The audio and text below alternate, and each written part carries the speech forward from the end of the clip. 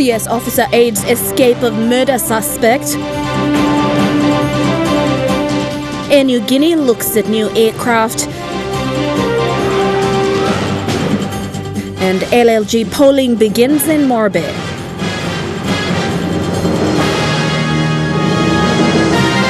This is the National Emtv News with Helen Sayer. Good evening and thanks for joining us for Monday's news. The search of the 6 people missing is still continuing after the boat they were travelling on capsized just off Karkar Island last Friday. The 6 still missing were part of a group of 11 people, including 3 children and a woman. They were travelling from Bagabag to Karkar Island when they were hit by a huge wave. 3 men managed to swim to the island and alerted the islanders of the accident. A search party was sent out for the other 8 passengers. Last Sunday, the bodies of the 2 children who were also on board were found in Bogia and were taken to the island where they were buried. The search continues for the 6 still missing. Search party leader Bull Malu said 2 boats searched towards Long Island in the Raikos district, while another 2 went towards Manam looking for the 6 people. 2 boats that went to Long Island have returned to Medang town and travelled to Karkar Island today. Malu said the search party has run out of fuel to continue the operation, but they will not give up searching for the 6 who remain missing. Medang's Provincial Police Commander Chief Inspector Ben Neneo has confirmed that a known CS officer has aided the escape of a murder suspect, namely Francis Bumgai. Escapee Francis Bumgai was charged for murder and armed robbery at Ramu and was remanded at Beyond Jail. Police was responding to disturbances at Balasiko settlement when they came across the known prisoner who was accompanied by a CS officer.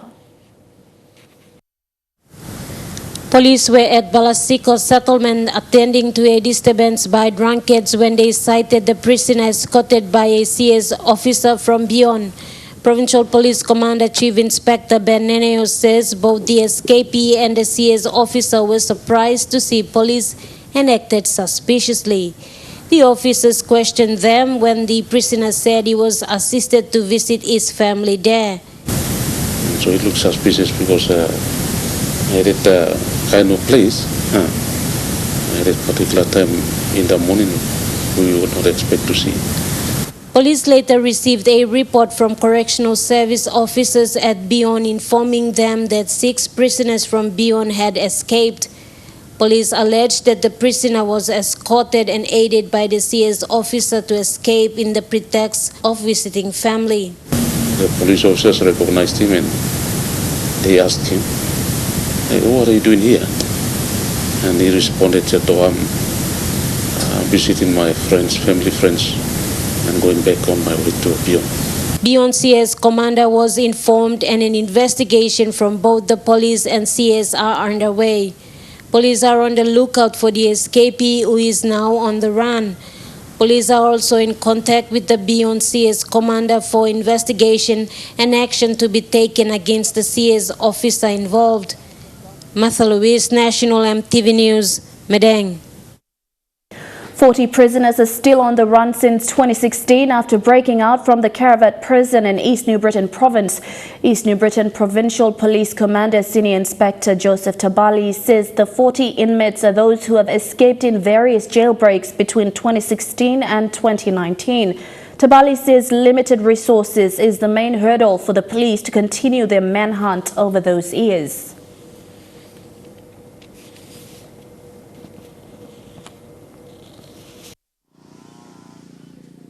Between 2016 and 2019, there were numerous jailbreaks at the Caravat prison. Only a few who escaped have been recaptured. Many are still at large. The total figure of those who are yet to be recaptured now stands at 40. And these prison breakouts have repercussions on the police and the CS department. We're waiting for the logistic support in terms of vehicles, transport from the provincial government and provincial administration. They will assist me with unmarked vehicles, 3 unmarked vehicles in order for us to carry out that operation. Because when we use marked vehicles, police vehicles, that will make our job difficult for us to recapture the suspects. While recapturing 40 inmates may seem like a small task, the East New Britain Police boss says it is very expensive and will take more time. A combination of limited resources and funding to carry out the manhunt has been a major setback, a common problem that has plagued the PNG Royal Constabulary for a very long time. Therefore, I requested to the provincial government and the provincial administration to assist me in logistic support in terms of fuel, transport. Between 2016 and 2019, the effort put into recapturing the 40 escapees achieved very little success. PPC Tabali says a joint police operation will begin yet again by the police and CS staff in an attempt to recapture the escapees, with support coming from the Niugini provincial government. Recapturing convicted felons who have escaped from lawful custody is a costly exercise for the police. In 2013, it cost the state about 4 million kina to recapture convicted felon late William Caprice and his accomplices. The cost of the recapture was rendered as one of the most expensive manhunts so far. Edwin Fidelis, National Emtv News, Kokopo. A 30-year-old woman who was hit by a vehicle and ran over 3 times in Leh on Saturday afternoon survived. However, she is currently in the intensive care unit at the Engau Hospital. According to the victim's relatives, she was coming out of the gate after shopping at Food Mart Top Town when a Land Cruiser allegedly driven by a drunk police officer was driven onto the footpath. The victim pushed her sister and baby out of the way when she saw the oncoming vehicle and was hit. We could not get a report from doctors regarding the injuries sustained. However, the victim is still in hospital. Relatives say they want all eyewitnesses to make statements so that those responsible may be brought to justice. You're with National Emtv News. Stay tuned. We'll have more coming up after these messages.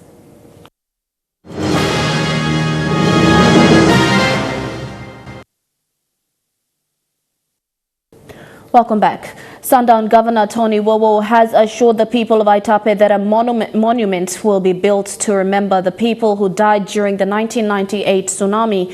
He made this commitment during the 21st anniversary of the Aitape tsunami disaster held on the 17th of this month. The 21st anniversary of the Aitape tsunami was held at Warapu village. People from villages of Sisano, Warapu, Arop and Malol all present to remember the fateful events of July 17, 1998. We got headstones established, long all name list, long all victims and all victims. But me like make them come up awesome, stand up a monument, long make him stand up and give me clear picture, long make an all time thing in this day, 17 July 1998. 21 years ago, on 17 July 1998, the destructive tsunami waves hit the shores of Sisano, killing over 3,000 people and leaving thousands homeless. And after 21 years, people still live with the memories of this fateful day. Survivors of the tsunami also spoke of the incomplete to slow rehabilitation and restoration program.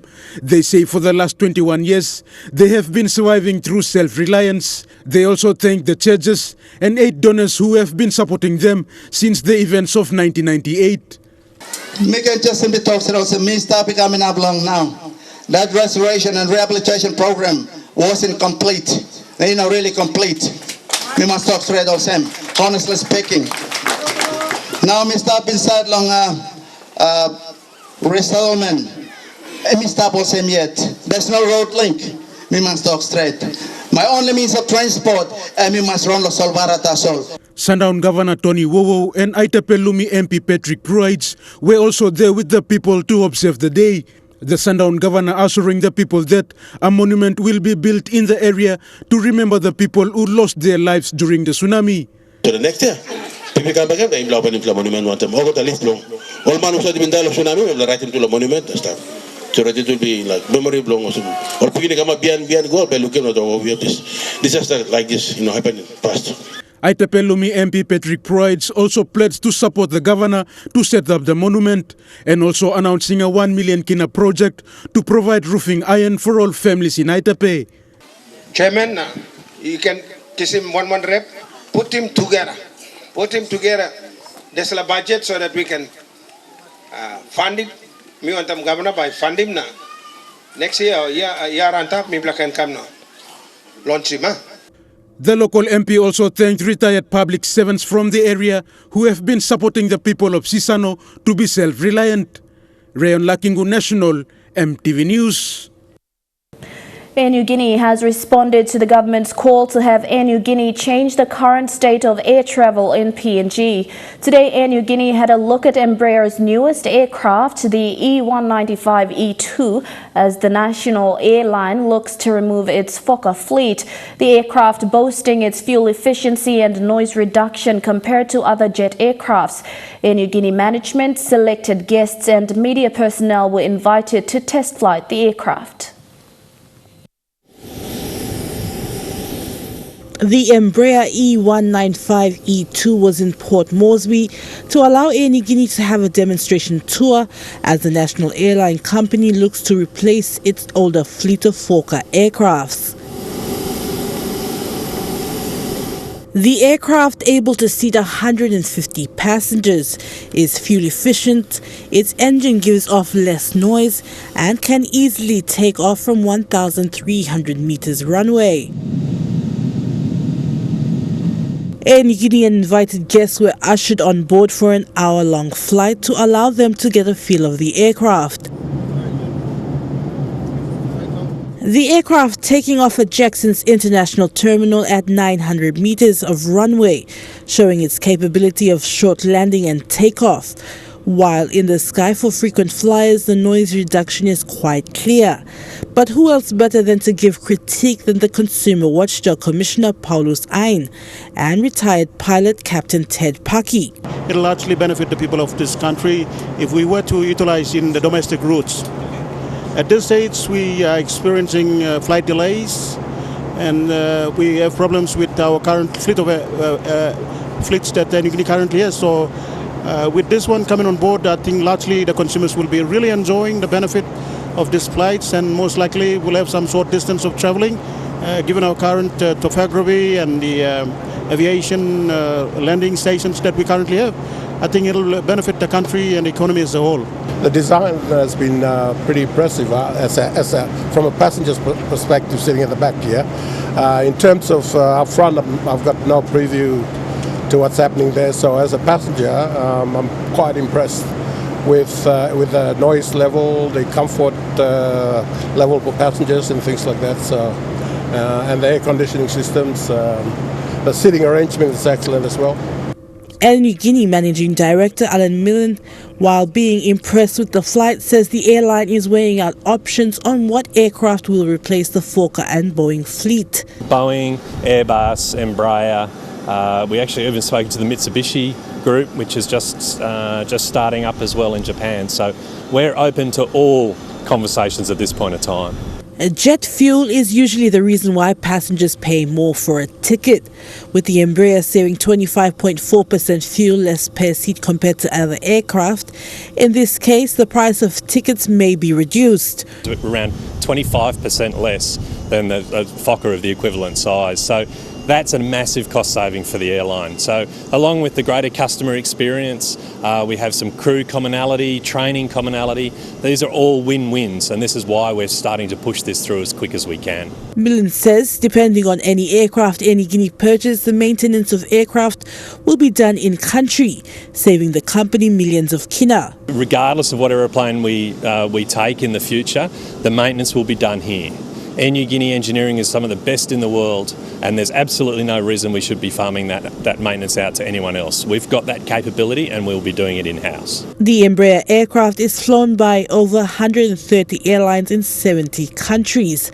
There are currently 1,950 plus Embraers in service. Deputy Chairman of Air Niugini says the government has tasked Air Niugini to replace the old fleet and improve its services, and is pleased Air Niugini has started the search.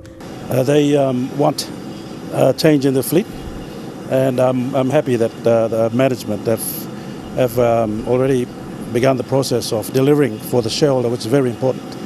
And today's test flight is on the road to that. Adelaide Sirok Skari, National, MTV News. In the last year, PNG Forest Authority, with the assistance of JICA, have begun to introduce the use of GPS, GIS and drone technology. With major training conducted with PNG FA officers, the drills were also instrumental in drafting the drone policy in the authority and safety guidelines and administration of drone use. PNG Forest Authority officers, together with their stakeholders, recently ended their Project Final seminar on drone technology. The applications of drone technology in forestry have reached new heights by giving up-to-date high-resolution aerial imagery with reduced cost and time. By using drones to inspect the current status of forest areas and logging operations, forestry activities can be regulated efficiently. We can use GPS to take actual log landing waypoints, the points. But with drone, we can actually get the image of the log landing. In line with the JICA PNG Forestry project, 3 major drone trainings to equip PNG FA officers were conducted in June and October last year and February this year.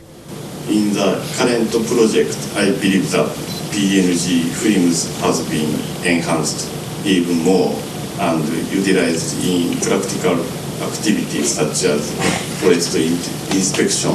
The goal was to educate the officers with the relevant knowledge and technical expertise in the use of drone technology relating to sustainable forest management and to increase the capacity of the officers to be able to incorporate modern technology with the existing traditional inspection methods. That we can be able to use this very invaluable information to manage our forest resources on a sustainable basis.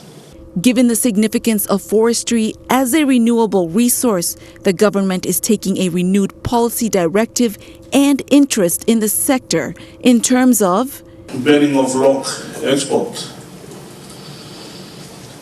maximizing onshore log processing in PNG, increasing forest plantation development, and number 4, meaningful participation by the landowners.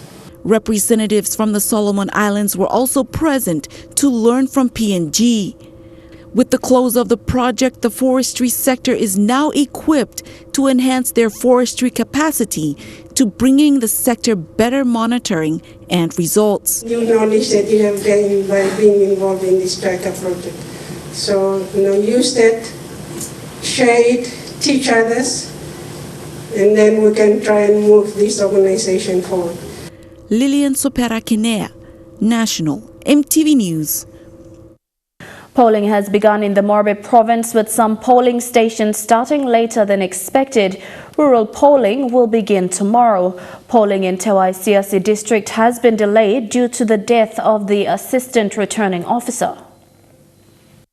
By 9 a.m., the Huonville polling station was in full swing. Voters had gathered as early as 7 to wait for polling officials. At Chinatown, the polling station located at perhaps the safest location in the suburb, the police station was packed. Voters said they were unhappy that the polling started late. All come 7 o'clock morning, already go now 10 o'clock. But a bit of humor took away the pain of waiting for 4 hours for polling to start.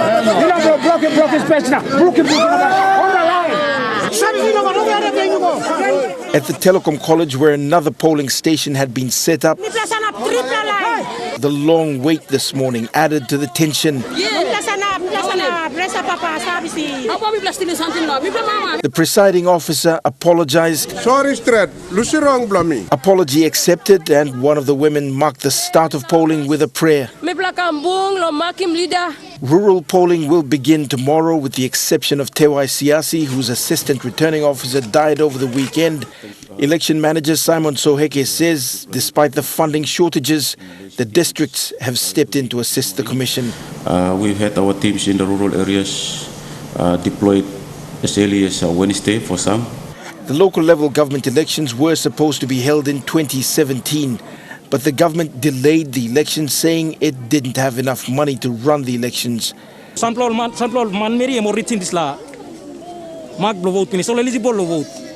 So suppose all no got name and for the Electoral Commission. The laws in their present form mean that elected councillors will serve a term of 2 years unless Parliament makes amendments to the law.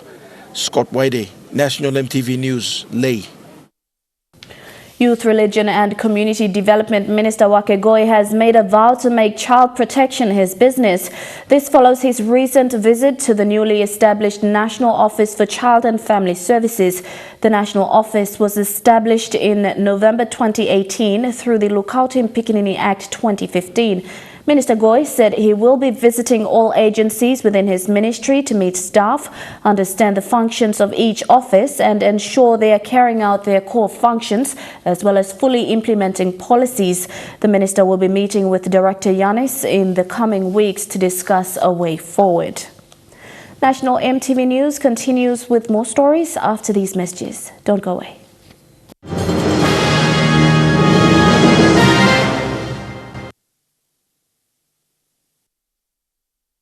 Welcome back to the news. The West Taraka Clinic in Leh stopped operations today to prepare for the clinic's upgrade.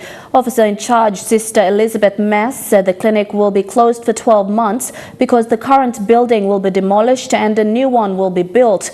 In the meantime, patients are being advised to visit other clinics for treatment during the course of this project. As of this morning, the West Taraka's clinic gates were closed to the public. Staff moved out equipment and cleaned out the clinic to prepare for the building's demolishing. Officer in charge, Sister Elizabeth Mess, said this is because the clinic will be upgraded. Yes, me plus save or stop one time this la olpa building. No got one pla maintenance or good la development been come up. Me pla work or some one time all pla building in up. And now today me pla pass him service because all back am straight in house implemented. This building was originally a community hall and later became the clinic, serving the community here for over 19 years. There are currently 11 staff that work here, serving a population of over 16,000 people, with some coming from as far as Nadzab to get treatment. Daily we see a total of 100 to 150 patients in the outpatient and 100 in MCH clinic and around 50 at the TB clinic. Staff from this clinic will be sent to other clinics and patients are also being advised to seek treatment from other clinics at this time. Alnes bago staff lo clinic osem Boimo clinic, Center of Mercy, 10 City, Malang, Naikos, so that all sick man can go to this lab and sim service. Lucy Kopana, National MTV News, Leh. The Mikamoi Unity government has proposed September 1st as their target date for the containment of weapons in the hands of its members. Its president, Philip Takaun, made this known at its recent Veterans Unification Summit in Panguna. In line with discussions at this summit, weapons from throughout North, Central and South Bougainville will be brought to Panguna, where they will be verified and contained. This decision by the Mikamoi comes days after a meeting of the Joint Weapons Disposal Secretariat, where they, along with other veterans from the Bougainville conflict, reaffirmed their commitment to laying down arms to promote peace in the autonomous region. The reconciliation is that we as Melanesians, we were the combatants, out searching for each other in combat. So then we felt that as Melanesians, we have the obligation that we need to reconcile with our Melanesian brothers. And this in fact has got implications, if not, if this reconciliations will not be held. This will have implications on the outcome of the referendum. A seminar was hosted by the Catholic Professional Society and of PNG and University of PNG in regards to Pope Francis's call to action in addressing the reality of climate change. In his latest encyclical, Pope Francis, relying on best sciences, has put a spiritual perspective on climate change, which the seminar discussed. Resolutions from these discussions include action items for individuals and relevant stakeholders. As part of Pope Francis' call to action in building planet Earth's resilience, an environment seminar on the topic Laudato Si as moral guide to sustainable development in PNG was conducted by the Catholic Professional Society and the University of Papua New Guinea. Laudato Si complements and gives moral support to the United Nations Sustainable Development Goals and the medium-term development strategies adopted by PNG. As the highest, the crown of creation takes this on to some responsibilities, and in fact, it would be asked to take those decisions, how to implement and care for our environment. In addressing the reality of climate change, Pope Francis calls on every person to ecological conversion. In concern for nature and recognition of the plight of the poor, Pope Francis calls all to action. The end goal of Laudato Si is a call to planet Earth's human citizens to save the Earth. And so you can be able to see what's happening in the record.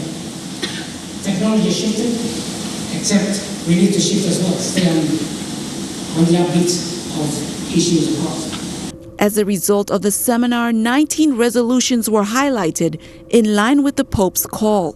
If we can all take some reflective approach to what we're discussing, then I'm sure we can hear some wisdom of what people are saying, what God is saying, and make some better judgments in our decisions.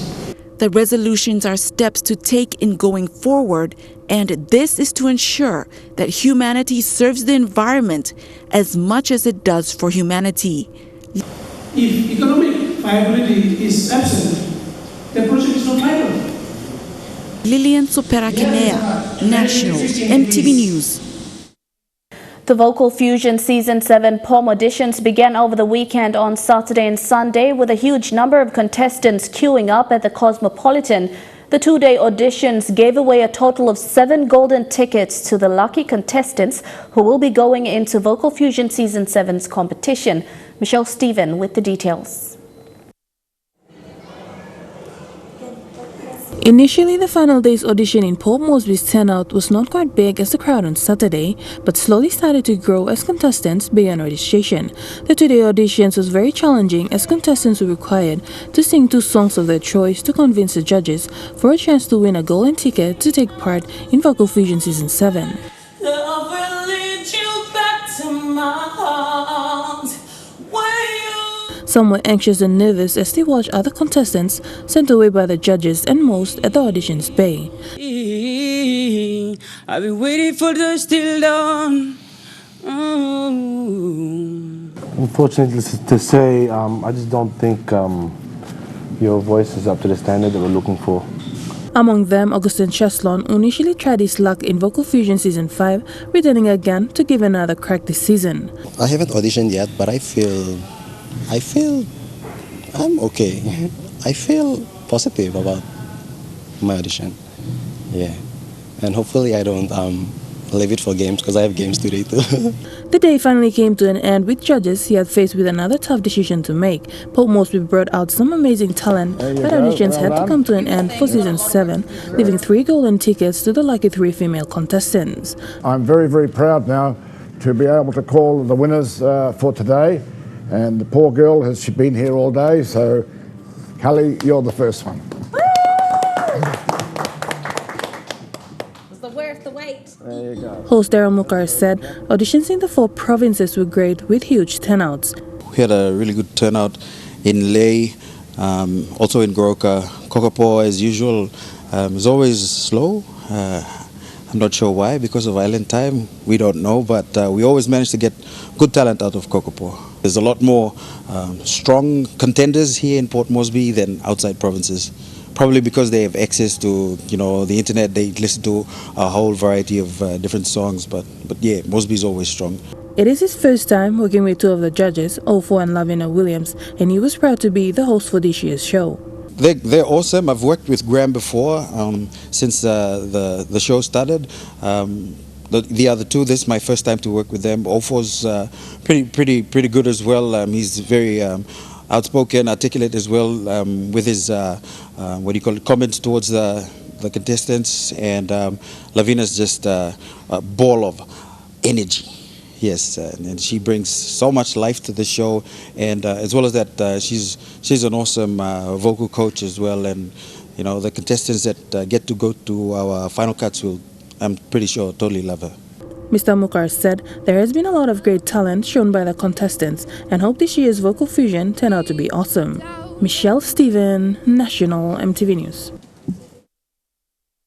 Turning overseas now, tense negotiations are continuing at a juvenile detention center in the New South Wales Central Coast, with police at the scene after a violent riot overnight. As I say, the police riot and public order squad. We've got the dog squad.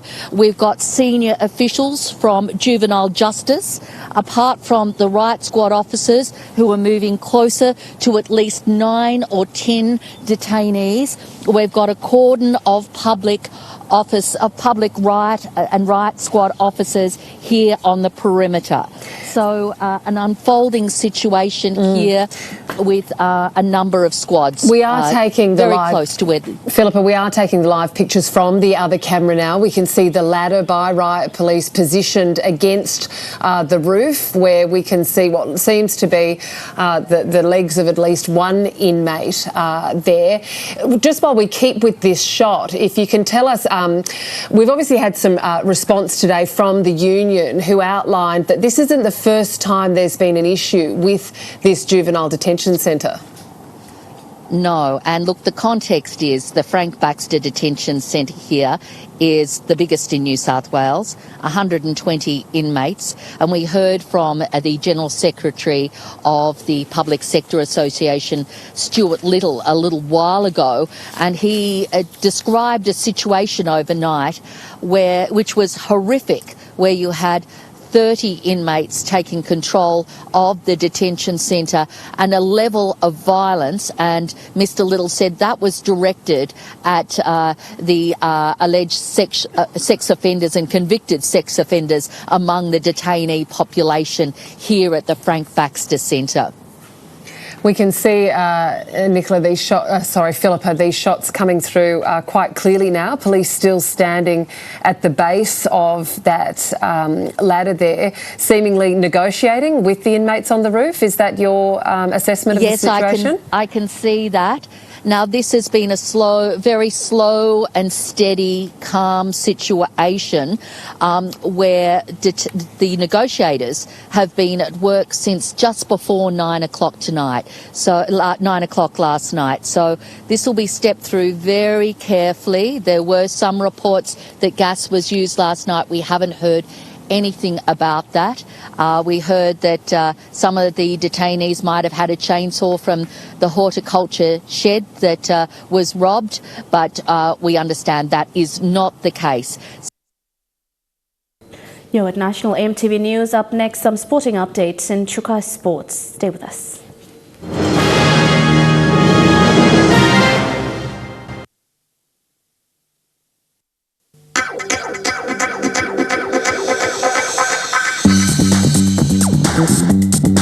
Chukai Sports.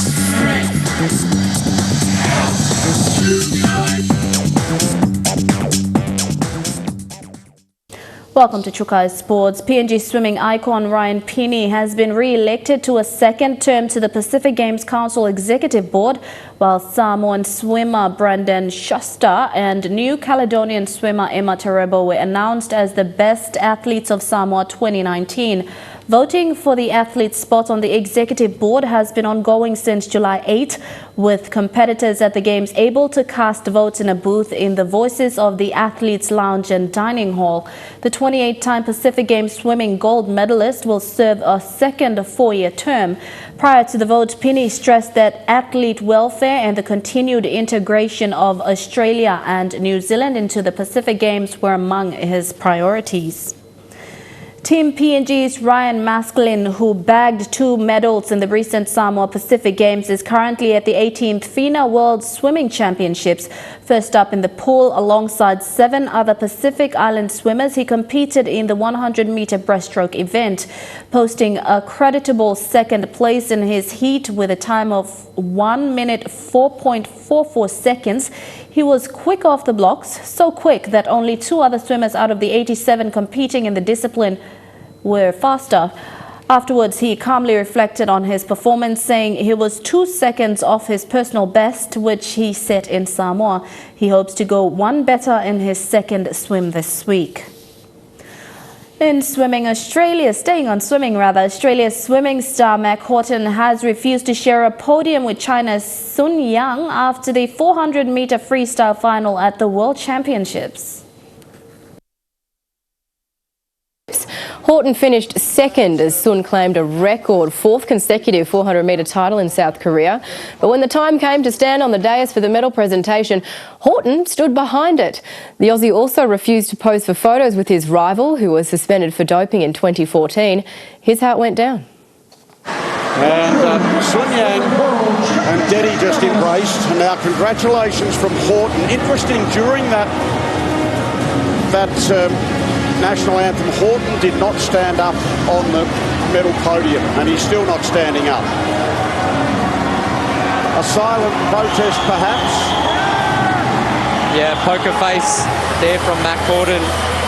Not happy that Sun is in the race and beating him. Meantime, Australian teenager Ariane Titmus has caused a sensational upset over American superfish Katie Ledecky. The 18-year-old overtook the world record holder and 5-time Olympic gold medalist on the final lap to win gold in the women's 400 freestyle. Titmus won the race by more than a second. Chukai Sports continues with more after these messages.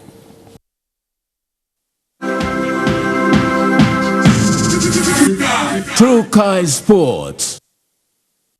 Welcome back to Chukai Sports. New Zealand Silver Ferns have claimed their 5th World Cup, defeating the Diamonds by 1 goal in Liverpool. It was the 6th World Cup final in a row between Australia and New Zealand. Over the past 20 years, they dominate at this level. Australia had previously won 11 world titles, including the past 3. Now, New Zealand led by 6 midway through the 3rd quarter, but held off an Australian fight back to win their first Netball World Cup since 2003. 52-51 was how it finished. Maria Folau top scored with 28 goals. Australia conceded more turnovers and penalties throughout the match. They were their own worst enemy at stages. England won the bronze medal.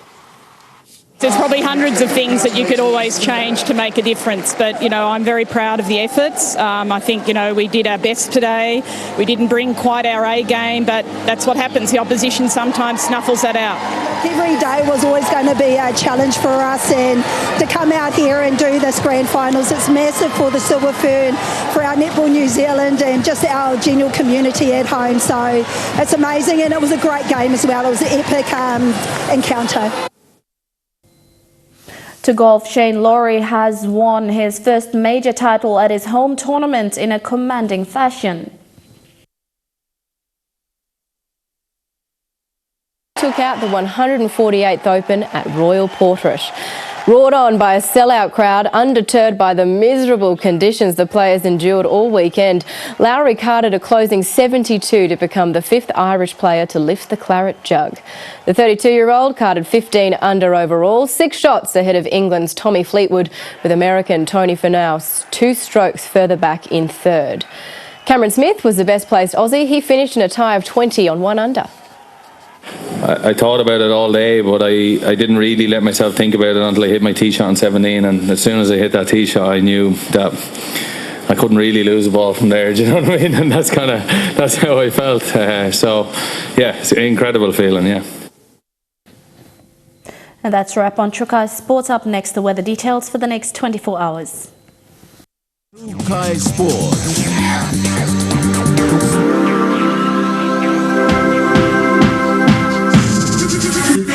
Chukai Sports. This weather update is proudly brought to you by Money Plus. with you always.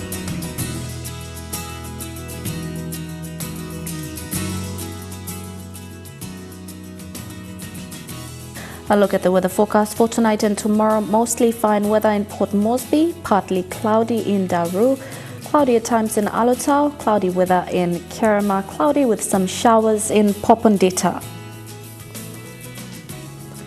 In the Momase region, cloudy with some showers in Lae, Wau and Wewak, mostly fine weather in Medang, shower or two in Vanimo.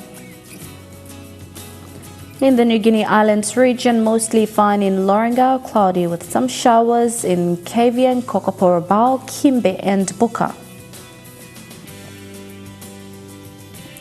In the Highlands region, morning fog clearing, then cloudy weather right across the region in Mount Hagen, Goroka, Kundiawa, Mendi and Wabeg.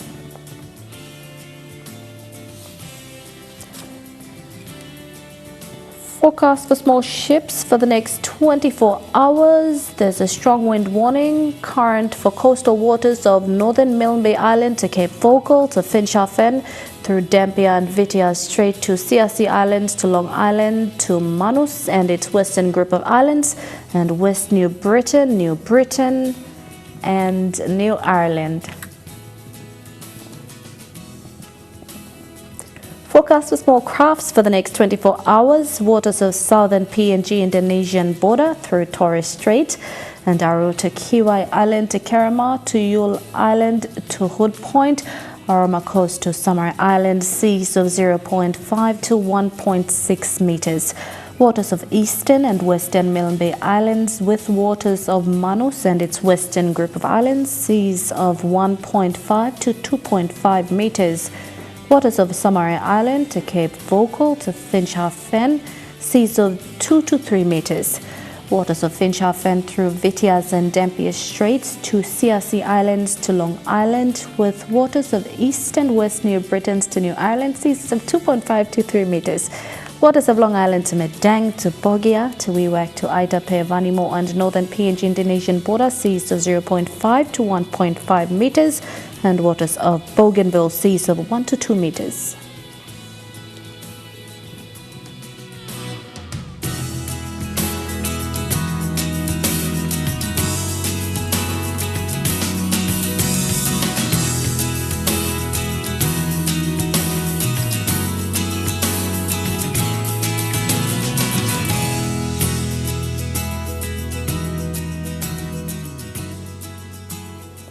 Ocean forecast for PNG areas in the Coral Sea. Seas slight to moderate with southeast winds at 15 to 25 knots. In the Solomon Seas, seas rough with southeast winds at 25 to 34 knots. In the Bismarck Seas, seas rough to high seas with southeast winds at 25 to 34 knots. And the Pacific Ocean, seas slight to moderate with southwest winds at 10 to 20 knots.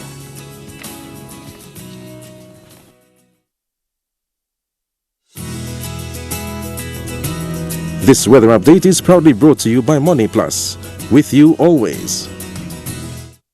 And that's how we begin another working week today, Monday, July the 22nd. On behalf of the entire MTV News team, pleasant viewing. Good night.